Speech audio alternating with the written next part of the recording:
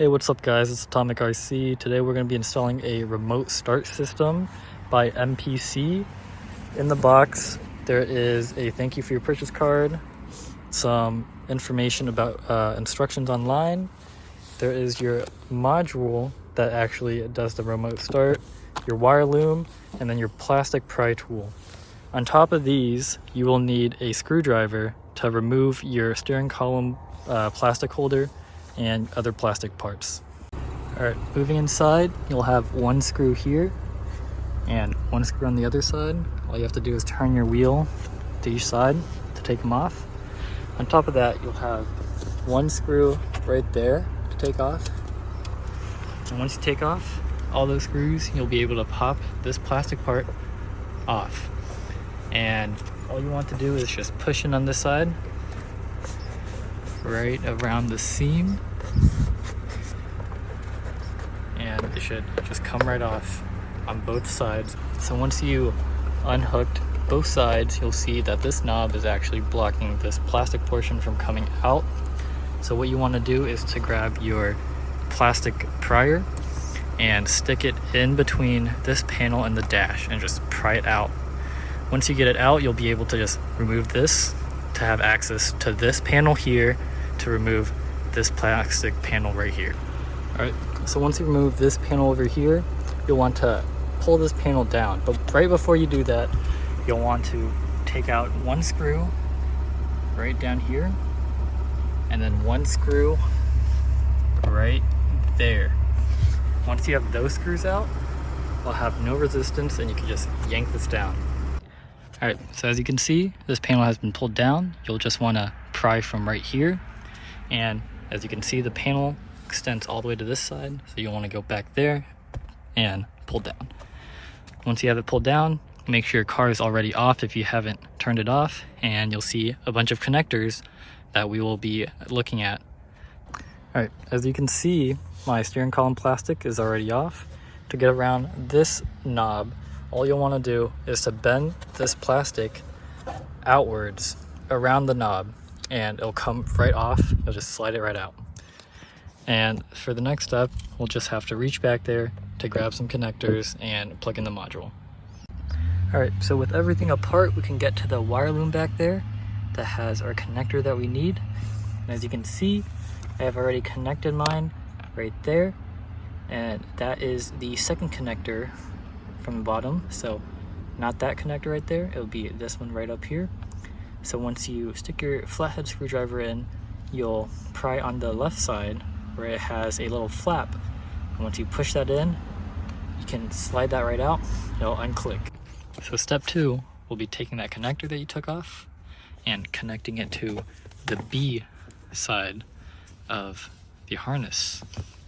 Now taking the other side of the harness, you'll plug this into where that connector used to sit. And you'll just route that wire down and out. And we'll have one more connector to unhook and place in the harness after this one. Alright, so once you have that connector in, you'll see that you'll have another black male to female connector. You'll want to slide this up into this little crevice down here. And up here, we'll have a module with a K on it. You'll want to disconnect this wire loom from its connector, connect it into the female end. You'll connect the male end to the female end up here.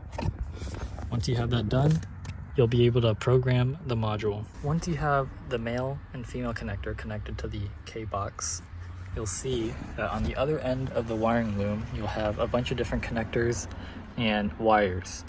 Now, the purple, blue, and white wires, 2 of these go to hybrids only, and one of them is actually a kill switch for your hood. And in this case, we will not be using any of these, so we will be disregarding the blue, purple, and white wires. Now, to set up the module, we'll be using this black connector that has the red, black, blue, and white wire. So go ahead and grab your module and come back here to set it up. So once you have grabbed your module, you'll want to grab the power cable with the black, red, blue, and white. Now you'll want to plug it into this connecting port right here, but before you plug it in, you'll want to hold down this button. So let me show you. I plug it in, holding down the button, and then it'll flash. Now you'll want to let go when the light is only emitting blue. So as you can see, red, yellow, blue and red, blue. You'll just want to connect the rest of the connectors into the module. After that, you can continue setting up this module. So this is what it looks like with all your connectors connected to the module. Now, your next step will be clicking the button twice to put it into ignition on mode. You'll go down here and you'll wait until it starts flashing blue. Now, once it starts flashing blue, it means everything is okay and it is now programmed and ready to go. Before you put everything back together, we'll test out the remote start works. So just walk away.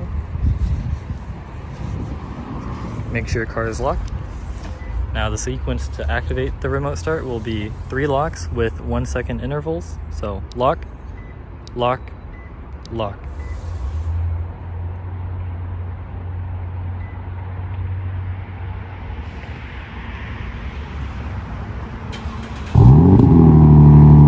There you have it.